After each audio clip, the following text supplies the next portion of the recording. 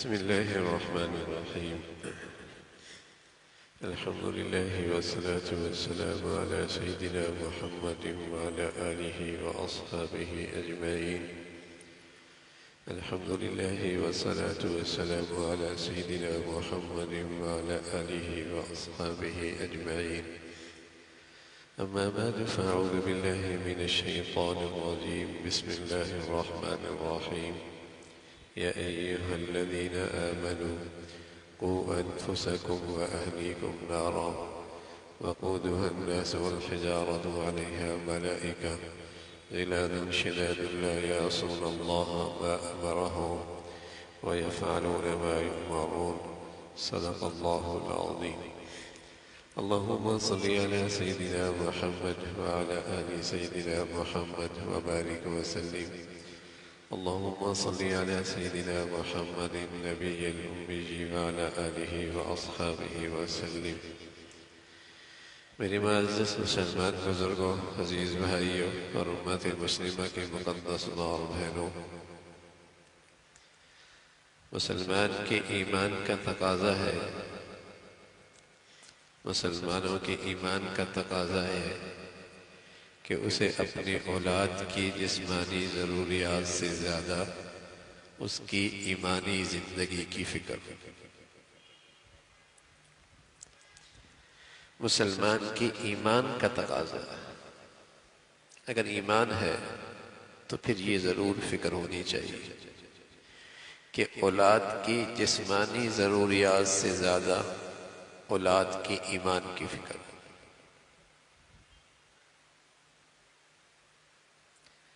اگر ایمان ہے تو ایک ایمان والا یہی فکر کیا کرتا ہے۔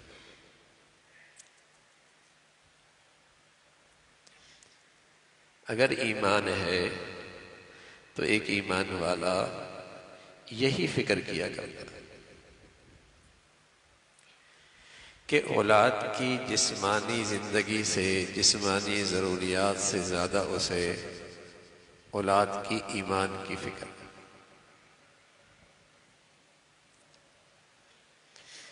یہ ایمان کا تقاضا ہے، کیونکہ ایمان کیا کہتا ہے؟ ایمان کہتا ہے یہ زندگی 60-70 سال کی ہے اور اگلی زندگی نہ ختم ہونے والی ہے۔ اس کی دولت ایمان ہے، اس کی دولت کون سی ہے؟ ایمان ہے۔ تو بتائیے نا، کسی کو واقعی ایمان نصیب ہو تو پھر کھربوں سال میں جو دولت کام آنے والی ہے وہ کیوں نہ اپنی اولاد کی اس دولت کی فکر کرے گا؟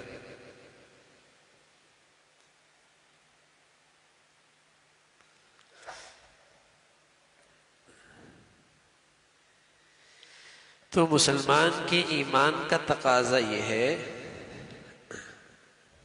کہ اسے اولاد کی جسمانی ضروریات سے زیادہ، جسمانی زندگی سے بھی زیادہ، جسمانی زندگی سے بھی زیادہ اسے ایمان کی زندگی کی فکر۔ اس کی جسمانی ضروریات جسمانی زندگی کو خطرے میں ڈال سکتا ہے، لیکن اس کے لیے ایمانی خطرات کو قبول نہیں کر سکتا۔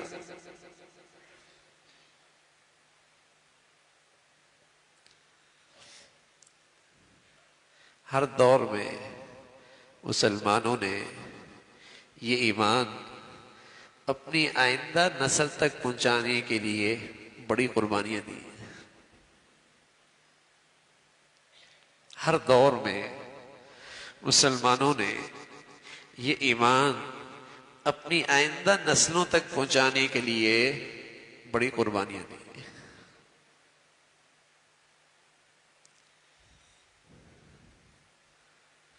فاقے برداشت کیے، فقر برداشت کیا ہے، تنگی برداشت کی ہے، مشقتیں برداشت کی ہے، تکالیف برداشت کی ہے، سب برداشت کی ہے، اس خاطر کہ یہ ایمان آئندہ نسلوں تک پہنچ جائے۔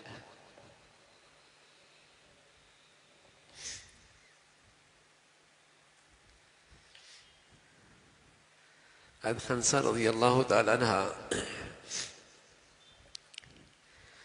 ان کے بیٹے تھے اور ان کے بیٹوں کی ضرورت پڑی، اللہ کے دین کو قربانی کی ضرورت پڑی۔ ایک بیٹے کو بلاتی ہیں، کہتی ہیں میں نے تمہیں اس دن کے لیے پالا تھا، تمہیں میں نے اس دن کے لیے پالا تھا، شہید ہو گیا۔ دوسرے کو بلایا، کیا تمہیں میں نے اس دن کے لیے بلایا تھا، پالا تھا، وہ بھی شہید ہو گیا۔ تیسرے کو بلایا، کہا میں نے تجھے اس دن کے لیے پالا تھا، وہ بھی شہید ہو گیا۔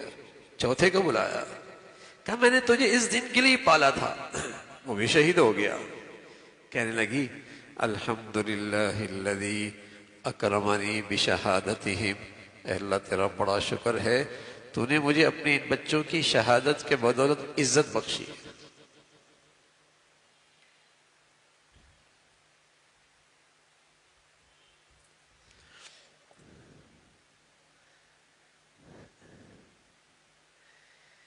تو ایمان کا تقاضا ہے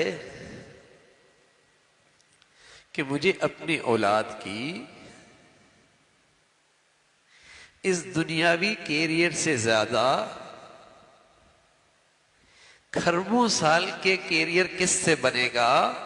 ایمان سے بنے گا نا، اس کی فکر زیادہ۔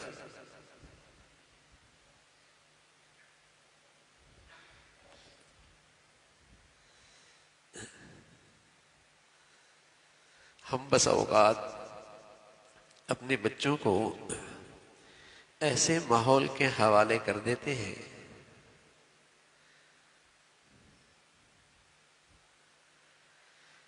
جن کا نہ تو اس بات کے وہ ذمہ دار ہیں اور نہ ہی وہ اس بات کے اہل ہیں اور نہ ہی ان کے اندر اس بات کی صلاحیت ہے کہ وہ میرے بچوں کا تعلق ایمان سے جوڑ دیں۔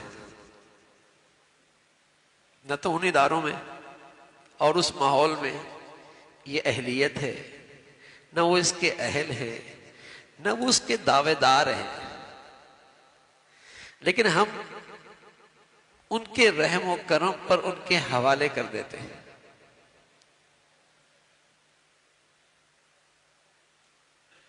اب بتائیے یہ بات میرے بچوں کی ایمان کے لیے کتنے خطرے کی چیز ہے؟ گویا کہ میں اپنے بچوں کو وہاں بھیجتے ہوئے انہیں یہ سبق دے رہا ہوتا ہوں کہ تمہیں جو کچھ بتایا جائے نا اسے قبول کر لینا، یہی ہے نا۔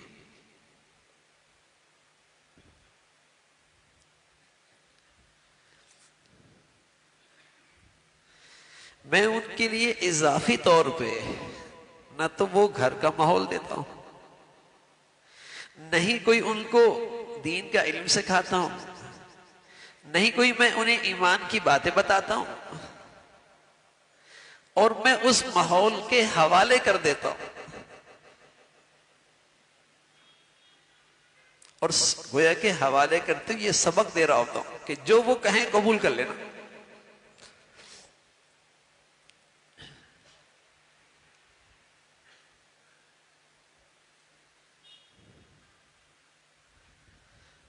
کچی مٹی کا بنا گھڑا پانی بھی ڈالے نا تو وہ سوراخ کر دیتا ہے، کچی مٹی خام مٹی ہے۔ تو ہمارے بچوں کے اندر جب انہیں دین کے بارے میں کچھ پتہ ہی نہیں ہے، ایمانی پختگی نہیں ہے، کہیں انہوں نے دین سیکھا پڑھا ہی نہیں ہے، اور میں نے یوں ہی ایک ایسے ماحول میں بھیج دیا جو صرف لادینی کا ماحول نہیں ہے کہ دینداری نہیں ہے وہاں، بلکہ بس اوقات وہ کسی نئی دعوت کے اور کسی نئے نظریے کے دائی بھی ہوتے ہیں۔ کوئی دہریہ بنا رہا ہوتا ہے، کوئی اللہ تعالی سے اللہ کا اعتقاد ختم کر رہا ہوتا ہے، کوئی اللہ کے کلام کے بارے میں غلط فہمی پیدا کر رہا ہو،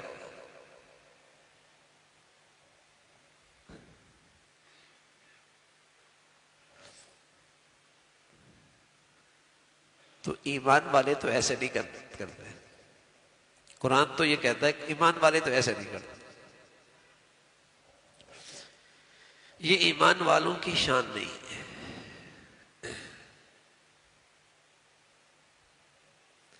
لیکن صرف میں اس خوف سے کہ میری بچی کا کیریئر خراب نہ ہو، صرف اس خوف سے کہ میرے بچے کا کیریئر خراب نہ ہو، ایمان جیسی زندگی اور دولت کو خطرے میں ڈال دیتا ہوں. خوف ہے نا، اور کیا ہے.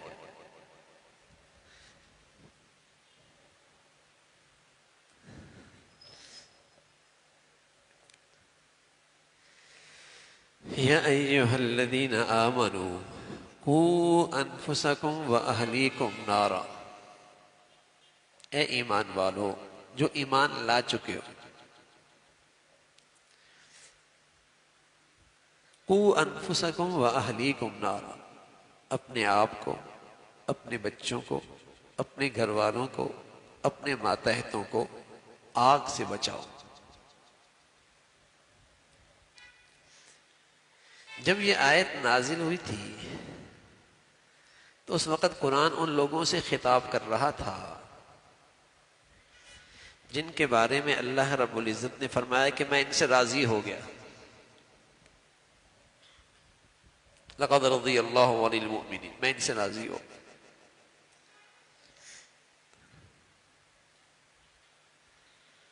پہلے مخاطب تو وہی تھے. ایسے بڑھیا ایمان والے لوگ، اور قرآن ان سے یہ کہہ رہا، تاریخ میں کوئی ایسا واقعہ نہیں ملتا کہ صحابہ کے بچے آگ کی طرف جا رہے ہوں اور وہ بے فکری کے ساتھ بیٹھی ہوئی ہوں اور قرآن انہیں کہہ رہا ہو کہ اپنے بچوں کو آگ سے بچاؤ.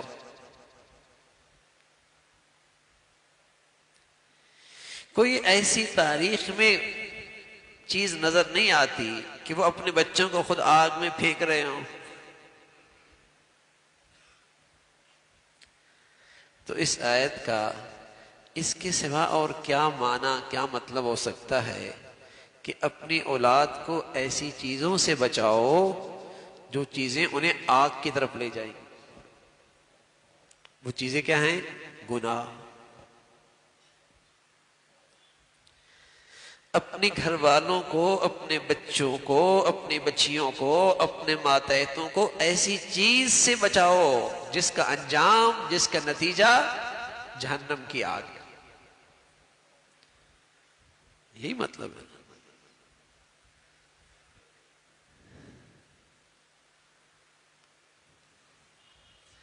ما سلککم فی سقر، کیوں پڑے ہو اس جہنم کی آگ میں؟ قالوا لم نکن من المصلین، کہنے لگے ہم نماز نہیں پڑھتے تھے.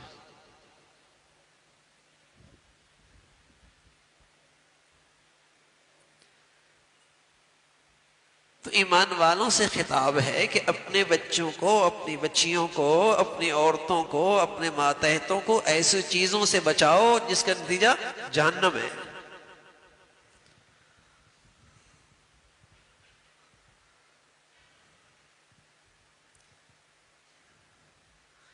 مسلمانوں میں کوئی ایسا تو نہیں ہے کہ اولاد اس کی آگ کی طرف جا رہی ہو اور وہ بستر پہ لیٹا ہو اور لیٹا ہی رہے.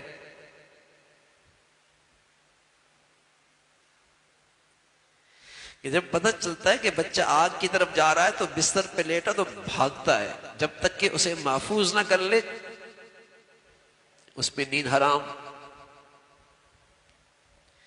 دسترخوان پہ بیٹھا ہے، پتہ لگا کہ بچے آگ کی طرف جا رہی ہے چھوٹی سی، کھانا حرام جب تک کہ اس سے بچے کو محفوظ جگہ پر نہ لے آئے. ایسا ہی ہے نا. اب بتائیے جس آگ کا تذکرہ اللہ کریم کرے رہے، کیا ہم اپنے بچوں اور بچیوں کو ایسا محفوظ ماحول دے کے دے رہے ہیں کہ ہمیں اطمینان ہو جائے کہ اب میرے بچے اور بچیاں جہنم کی آگ سے محفوظ ہو گئے؟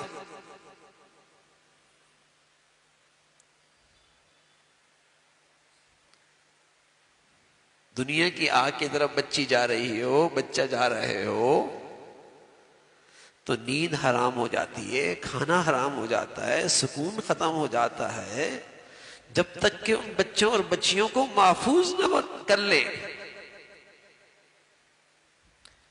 اور یہاں اللہ کریم کہہ رہے ہیں کہ تم اپنے بچوں کو گناہوں سے بچاؤ جس کا نتیجہ جہنم کی آگ ہے۔ بتاؤ، ایمان اگر ہو، اس آیت پہ بھی یقین ہو اور جہنم کی آگ پہ بھی یقین ہو، بتائیے کوئی مسلمان اپنی اولاد کو گناہوں کی طرف جاتا دیکھ کر سکون سے رہ سکتا ہے؟ یا تو پھر سمجھو نا بھائی، ایمانی اسلام ایسی موروثی ہے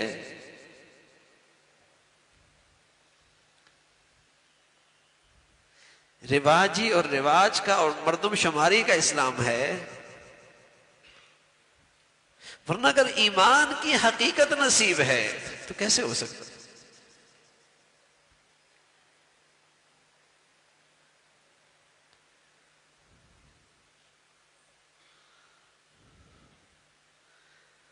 چند دن بچی یا بچہ اسکول نہ جائے، کالج نہ جائے، چند دن بچی اور بچے اسکول کالج نہ جائیں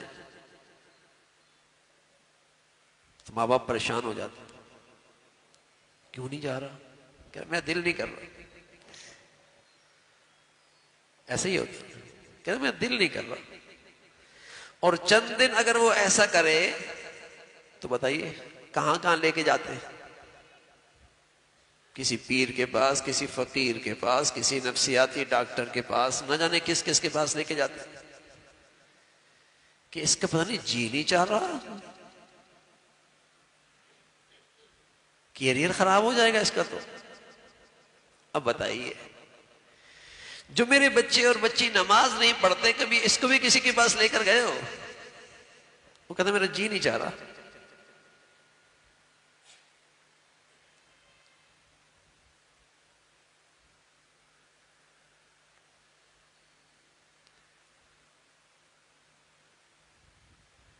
تو ایمان کیسا ہے؟ اس کیریئر کی خرابی کا اتنا ڈر اور اتنی فکر، اور وہ کیریئر خراب ہو رہا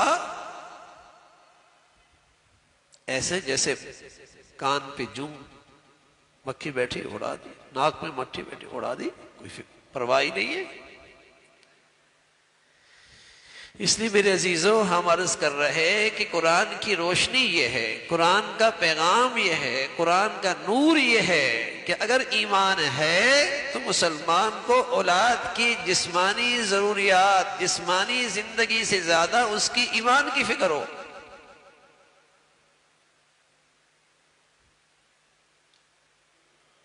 ایمان کی فکر زیادہ ہو۔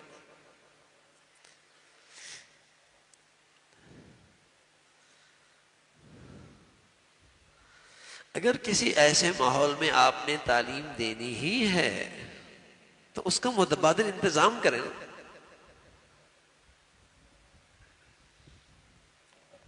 اس کی ایمان کی حفاظت کا متبادل انتظام کریں۔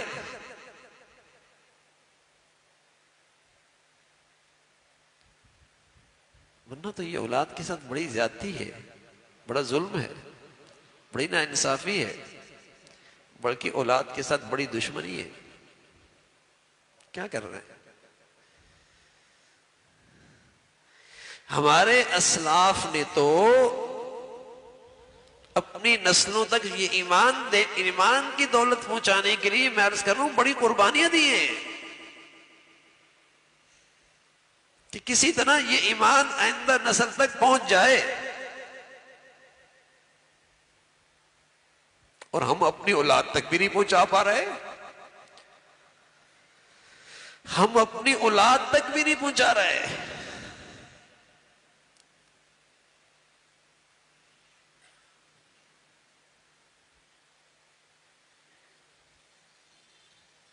تو بتائیے اگلی اولاد کیسے ہوگی پھر؟ اگلی اولاد کیسے؟ یا تو یہ کوئی ایمان کوئی ایسی زائد چیز ہو نا کہ اس کی ضرورت کے اس کے بغیر بھی کام چل جائے گا.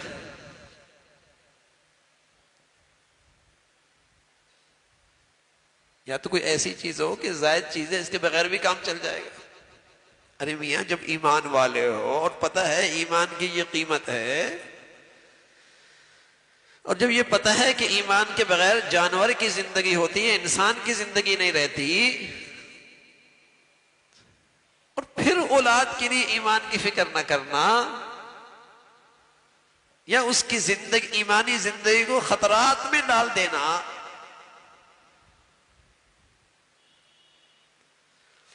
اللہ کے نبی صلی اللہ علیہ وسلم تو فرمایا کرتے تھے اس کی ایمان کی آبیاری کے لیے، کیونکہ بچہ تو مسلمان پیدا ہوا ہے، مسلمان کے گھر میں مسلمان پیدا ہوا، اس کی ایمان کی آبیاری کے لیے 7 سال سے اس کو نمازی بنا دو.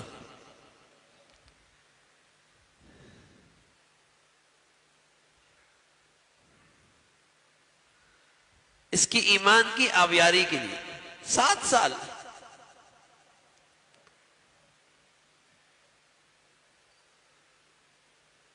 بالغ نہیں ہوا نماز، اور اگر 9-10 سال کے اندر نہیں پڑھ پا رہا سزا دو، تم بھی کرو، سرزنش کرو، سخت سرزنش کرو.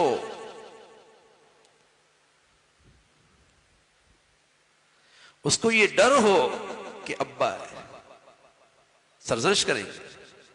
اس کو یہ فکر ہو کہ والدہ ہیں، سرزنش کریں گی.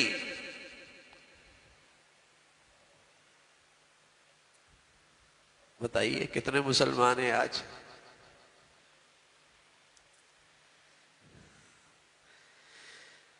میرے عزیزو، جب یہاں تو بڑے بڑے ہی نہیں پڑھ رہے ہوتے تو بچے کیا پڑھیں گے؟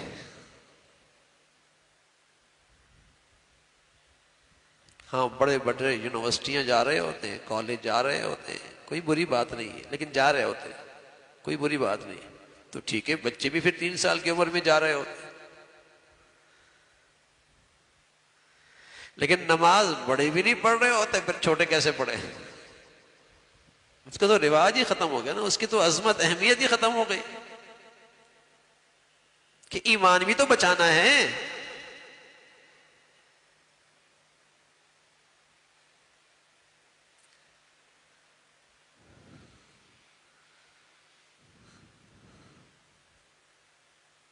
تو میرے عزیزو،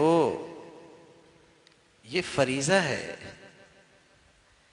اپنے اولاد کا، اپنے گھر والوں کا، اپنے ماتحتوں کا ایمان کے لحاظ سے خیال رکھنا، فکر کرنا، اور ان کی ایمانی زندگی کی حفاظت کرنا. یہ فریضہ ہے. یہ ایمان اسی طرح آئندہ نسلوں تک منتقل ہوگا، ورنہ اللہ حفاظت فرمائے مسلمانوں کی اولادوں میں غیر مسلم پیدا ہوں گے، مسلمانوں کی اولادوں میں لوگ مرتد ہو جائیں گے، مسلمانوں کی اولادیں ہوں گی ان کے ہاں اسلام، کفر، توحید اور شرک یہ ایک بے معنی چیز ہو جائیں گی، ان کی کوئی اہمیت نہیں ہوگی. توحید اور شرک کے درمیان فرق، اسلام اور کفر کے درمیان فرق، یہ ساری باتیں ان کے ہاں بے معنی، ان کی زندگی میں کوئی اہمیت نہیں ہوگی. وہ تو کہیں گے بس انسان ہونا چاہیے. اس لیے وہ ہندو سے بھی شادی کر لے گا، سکھ سے بھی کر لے گا، سیکولر اور کمیونسٹ سے بھی کر لے گا. اس کے ہاں یہ اسلام، کفر، شرک اور توحید یہ ایک بے معنی چیزیں ہو جائیں گی، ان کی کوئی اہمیت نہیں ہوگی.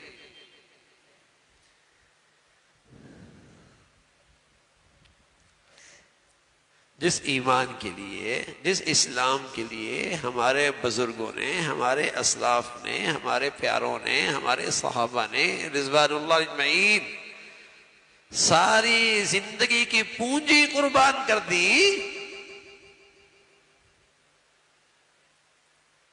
جب ہم اپنی اولادوں پہ ایمان کی محنت نہیں کریں گے تو پھر مسلمانوں کی اولادوں میں ایمان نہیں رہے گا۔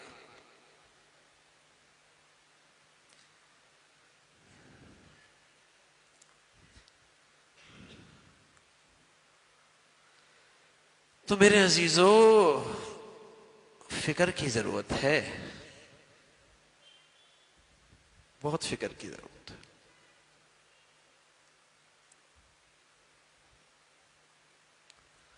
کھانے کی فکر کرتے ہیں، پہننے کی فکر کرتے ہیں، دوا علاج کی فکر کرتے ہیں، جسمانی ساری ضروریات کا خیال رکھتے ہیں، اور اس میں کمی پیشی ہو جائے تو پریشان بھی ہوتے ہیں۔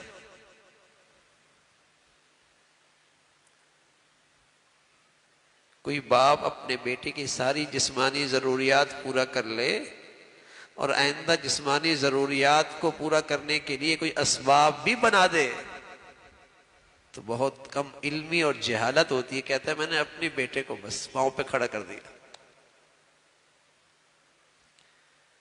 میں نے اپنے بچے کو پاؤں پہ کھڑا کر دیا۔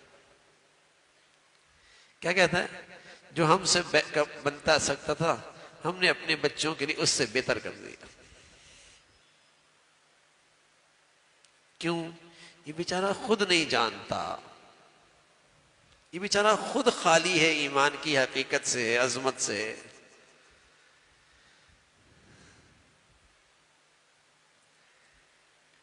ارے میاں، جانوروں کی طرح ضروریات پورے کرنے کا نام تھوڑی مسلمان ہے۔ مسلمان کی یہ ذمہ داری تھوڑی ہے۔ ایسی ضروریات تو ایک ہندو بھی اپنی اولاد کے لیے پوری کر دیتا ہے، ایک عیسائی بھی اپنی اولاد کے لیے کر دیا کرتا ہے، ایک غیر مسلم بھی اپنی اولاد کی یہ ضروریات پوری کر لیتا ہے۔ تم بھی اگر غیر مسلم کی طرح اپنی اولاد کی ضروریات پوری کر رہے ہو تو تم میں اور غیر مسلم میں فرق کیا ہو؟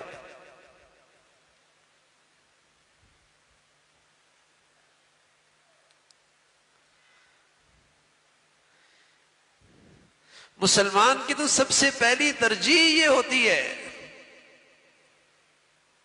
کہ میں اپنے بچے کی ہر جسمانی ظاہری مفادات کی قربانی دے سکتا ہوں، ایمان کے نہیں، دین کی قربانی نہیں دے سکتا۔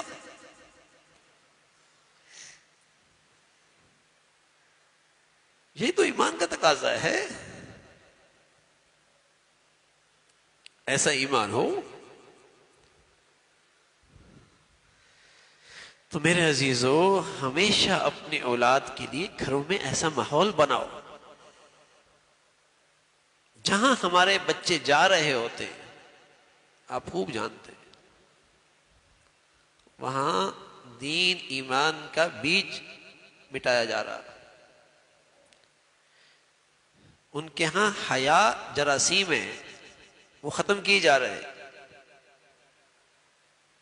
ان کے نظر میں حیا کوئی خوبی نہیں ہے، جراثیم ہے، وہ ختم کرتے ہیں۔ ایک تو وہ ماحول ایسا ہوتا ہے اور پھر رہا کسر ماسٹر صاحب پوری کر دیتے۔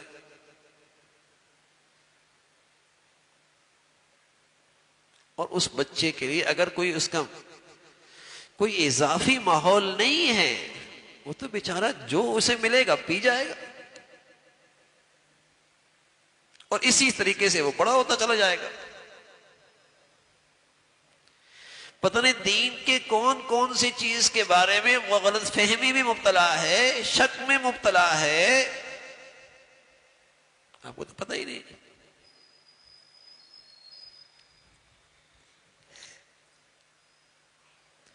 اسے دین سکھاؤ نا بھائی،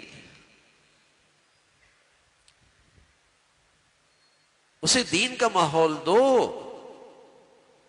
تاکہ اگر کسی ایسے ماحول میں جائے بھی تو اسے کچھ تمیز ہو کہ یہ غلط ہے یہ صحیح ہے، کچھ اس کے اندر بنائی ہو، بنائی۔ کہ اچھی بری کی وہ تمیز کر سکے.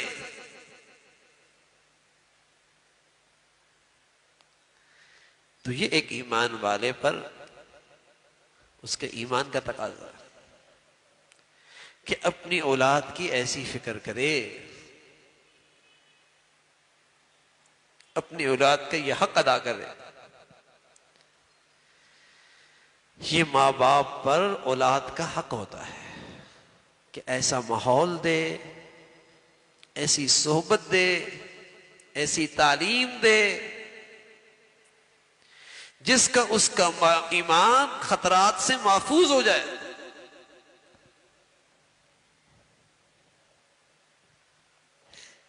ورنہ بس اوقات آدمی جب دین کے علم سے خالی ہوتا ہے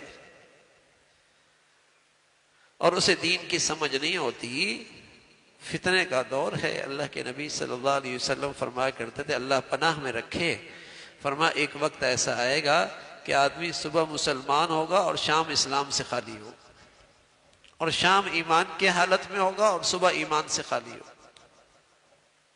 ایمان یوں نکل جائے گا. کیا اول فول کہہ دیا، زبان سے کیا گھٹیا بات کہہ دی، شاعر اسلام اور سنت رسول کے بارے میں کیسی بے ادبی کر دی، ایمان کا چراغ بجھ گیا.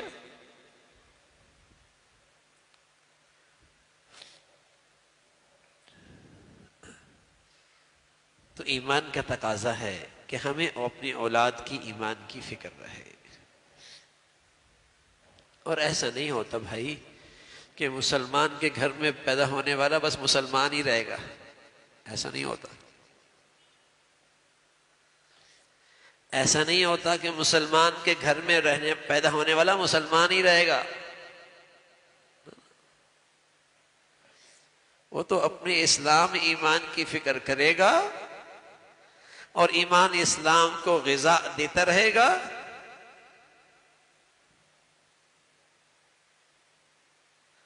اور اس کے موذی اور اس کے منفی چیزوں سے بچتا رہے گا، تب تو ایمان بچے گا، تب تو ایمان بچے گا.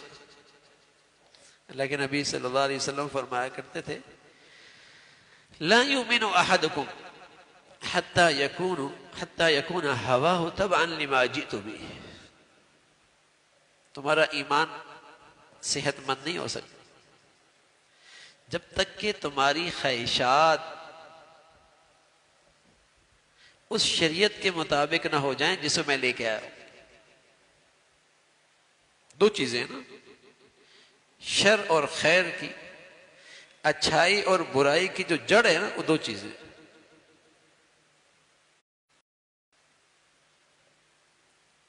شر اور خیر کی، اچھائی اور برائی کی جو جڑ ہے وہ دو چیزیں، ایک خواہش ہوا اور دوسری ہدا ہدایت. ہدایت ہر نیکی کی جڑ ہے، ہر وہی کرتا ہے جو اس کی خواہش کہتی ہے. تو خواہشات کی زندگی یہ آدمی کے اندر سے ایمان ختم کر دیتی، اور ہدایت کی زندگی یہ آدمی کا ایمان بڑھاتی.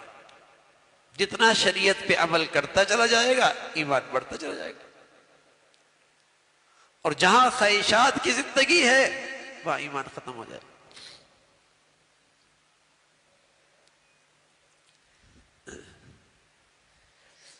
حضور علیہ الصلوۃ والسلام فرمایا کرتے تھے، مجھے اپنی امت کے بارے میں اس بات کا بہت ڈر ہے کہیں وہ خواہش کی فتنے میں مبتلا نہ ہو جائے. اس لیے کہ جب آدمی خواہش کی فتنے میں مبتلا ہوا تو لبادہ تو وہ مسلمانی کا اوڑھ لیتا ہے، لیکن حقیقت میں خواہشات کا پیروکار ہوتا ہے. خود تو نہیں بدلتا، دین کو بدل دیتا ہے.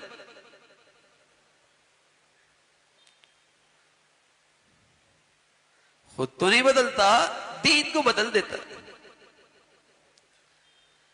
کیونکہ خواہش پرست ہے. وہ دین اس کے ہاتھ سے جاتا رہتا ہے جس سے اس کی خواہش ٹوٹتی ہے، اس سے دستبردار ہونا پڑتا ہے، وہ دین اس کے ہاتھ میں نہیں آتا۔ تو فتنے کا دور ہے میرے عزیزو، نفس پرستی ہے، خواہش پرستی کا دور ہے، ایمان چلا بھی جاتا ہے پتہ بھی نہیں لگتا۔ تو ضرورت ہے کہ اپنے بچوں کی ایمان کی فکر ہو، اپنے اولاد کی ایمان کی فکر ہو، گھروں میں ایسا ماحول بنائیں، انہیں ایسی تعلیمی ماحول دیں تاکہ ان کا ایمان محفوظ رہے، ایمان محفوظ رہے۔ ایمان کے لحاظ سے اپنی اولادوں کی تربیت کرو، ہر گھر میں اس کی فکر شروع ہو جائے، سبحان اللہ، نسلیں بن جائیں گی، نسلیں بن جائیں گی، ہر گھر میں اس کی فکر ہو جائے کہ میں نے اپنے بچے کی تربیت ایمان کی بنیاد پہ کرنی ہے۔ اس کا اہتمام ہونا میرے عزیز۔ پھر یہ دیکھیں آپ کے بچے کیا کھا رہے ہیں، کیا پی رہے ہیں، کس صحبت میں بیٹھتے ہیں، کیا دیکھ رہے ہیں، اس کا بڑا اثر پڑتا ہے، اس کا بڑا اثر پڑتا ہے۔ الحمدللہ خوشی ہوتی ہے، اللہ کا شکر ہے، مسلمانوں میں کچھ نہ کچھ ایمانی غیرت موجود ہے کہ انہوں نے اسرائیلیوں کی اور مغربی لوگوں کی مصنوعات کا بائیکاٹ کیا ہے، الحمدللہ الحمدللہ۔ لیکن اب ہمارے تاجر برادری کی بھی ذمہ داری بنتی ہے۔ میں نے پہلے بھی عرض کیا تھا کہ ہمارے صنعتکار برادری کی بھی ذمہ داری بنتی ہے کہ وہ ایسی چیزیں مارکیٹ میں لے کے آئیں جو ان کی مصنوعات کی جگہ لے لیں اور معیاری لے کے آئیں، معیاری لے کے آئیں، معیار بھی اچھا ہو اور اس میں خریدار کے لیے سہولت بھی زیادہ ہو۔ یہ بھی بڑی خدمت ہے، یہ بھی بڑی خدمت ہے۔ تو ہوتے ہیں کیا پی رہے ہوتے ہیں، بس اوقات اس میں کون کون سی چیزیں ڈلی ہوئی ہیں فکر ہی نہیں ہوتی۔ تو ہمیشہ اس کی ہمیں فکر کرنی چاہیے کہ ہمارے بچوں کے ہاتھ میں کیا ہے، کن چیزوں کے عادی بن رہے ہیں، اور جو انہیں وقت دیں گے وہ سارا آپ کو صدقے کا ثواب ملے گا، سارا آپ کو صدقے کا ثواب ملے گا۔ تو اللہ تعالیٰ بھائی ہمیں ہمیشہ اپنے بڑوں کے لیے صدقہ جاریہ بنائے اور ہماری اولادوں کو ہمارے لیے صدقہ جاریہ بنائے۔ تھوڑا سا میں نے کہیں جانا تھا، تو اگلے اتوار کو بیان نہیں ہوگا، اگلے اتوار جو آنے والا ہے اس میں ایک سفر ہے چھوٹا سا، تو اگلے اتوار میں بیان نہیں ہوگا، انشاءاللہ اس سے اگلے اتوار میں بیان ہوگا۔ اللہم لک الحمد کلو ولک الشکر کلو، اللہم اعنا علی ذکرک و شکرک و حسن عبادتک، اللہم اعنا علی ذکرک و شکرک و حسن عبادتک۔ یا ارحم الراحمین، جو کچھ کہا سنا عمل کی توفیق نصیب فرما، ایمان والی، سکون والی، چین والی، راحت والی، عزت بری زندگی نصیب فرما۔ اے مولا کریم، تمام حاضرین حاضرات، سامعین سامعات کی تمام جائز حاجات کو پورا فرما۔ مولا کریم، یہ جس محبت سے تشریف لاتے ہیں، جس طلب کے ساتھ خواتین تشریف لاتی ہیں، اے اللہ سبھی کو اس مجلس کی برکات نصیب فرما، ہم سب کو کہا سنا اس پہ عمل کی توفیق نصیب فرما، پورے دین پہ چلنا آسان فرما۔ اے مولا، دین کی یہ باتیں اے اللہ انہیں اپنی زندگی میں معمول بنانے کی ہمارے لیے آسانیاں پیدا فرما، ہماری مدد اور نصرت فرما۔ یا ارحم الراحمین، اپنے گھروں کو اور اپنے بچے بچیوں کی تربیت صحیح معنی میں دین کے لحاظ سے کرنے کی ہمت اور توفیق نصیب فرما، گناہوں کی گندگیوں سے، ظاہری باطنی فتنوں سے ہمیشہ محفوظ فرما، حادثات سانحات موذی اور دیرپا بیماریوں سے، اسپتالوں کی زندگی سے یا ارحم الراحمین ہمیشہ محفوظ فرما۔ اے مولا کریم، پوری امت مسلمہ کے حال پہ رحم فرما، اہل اسلام کو نیک صالح قیادت نصیب فرما، ظالموں سے، بے دینوں سے، جہلا سے اے مولا اس امت کو نجات نصیب فرما۔ یا ارحم الراحمین فلسطین کے مسلمانوں کی مدد اور نصرت فرما، اے مولا غزہ کے مجاہدین کی مدد اور نصرت فرما، انہیں ثابت قدمی نصیب فرما، اے مولا انہیں اطمینان قلب اور ثابت قدمی نصیب فرما، ان کے حوصلے میں، ہمت میں اور قوت عطا فرما، اے مولا کریم تو ان کی خاص مدد اور نصرت فرما۔ یا ارحم الراحمین ایسی مدد جس سے ایمان والوں کے دل